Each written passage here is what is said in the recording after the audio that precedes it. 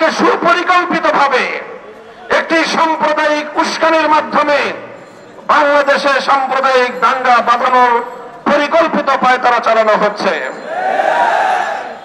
শহীদ সাইফুল ইসলাম আলিফের হত্যাকাণ্ডের ঘটনা নির্মম, শুধু বর্বর নয় বরং ঘৃণ্য এক হত্যাকাণ্ড।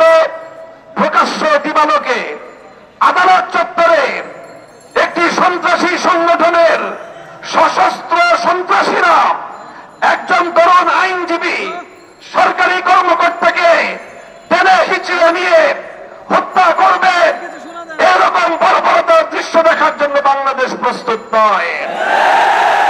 বাংলাদেশ আজ অগ্নিগর্ভ, বাংলাদেশের প্রতিটি মানুষের হৃদয়ে আজ রক্তক্ষরণ হচ্ছে।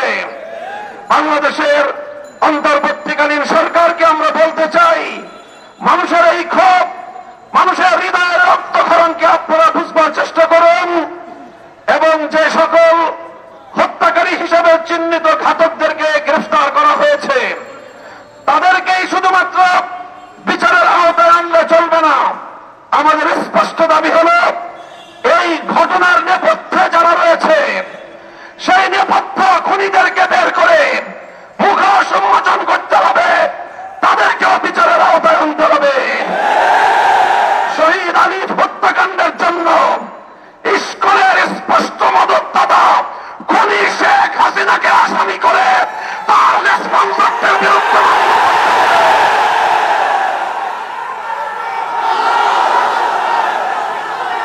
আমরা স্পষ্ট ভাষায় বলতে চাই, একমাত্র ওয়ালটন এসি দিচ্ছে 1 বছরের রিপ্লেসমেন্ট গ্যারান্টি। বিগত 15 বছর আমরা দেখেছি বাংলাদেশের অভ্যন্তরীণ প্রতিটি বিষয়ে কিভাবে শুধু অসৌজন্যমূলক নয় বরং কূটনৈতিক শিষ্টাচার বর্জিত বাংলাদেশের অভ্যন্তরীণ ইস্যুতে চরম নগ্ন হস্তক্ষেপ করে বাংলাদেশের জনগণকে আহত ক্ষতবিক্ষত করে তুলেছে ভারত।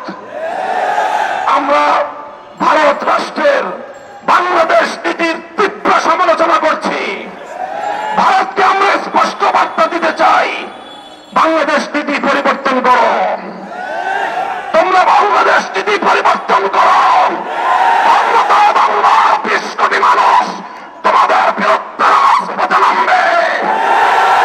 বাংলাদেশ থেকে ভারতের কূটনৈতিক সম্পর্ক ছিন্ন করার জন্য দেশের মানুষ বাধ্য হবে।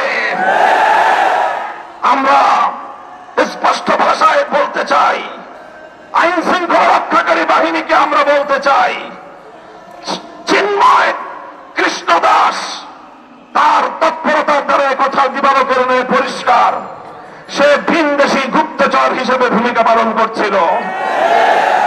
বারবার সে তার সেই প্রভুর দেশে গিয়ে সেখান থেকে নির্দেশনা নিয়ে এসে বাংলাদেশের অভ্যন্তরে নৈরাজ্য সৃষ্টি করবার পায়তারা চালিয়েছে।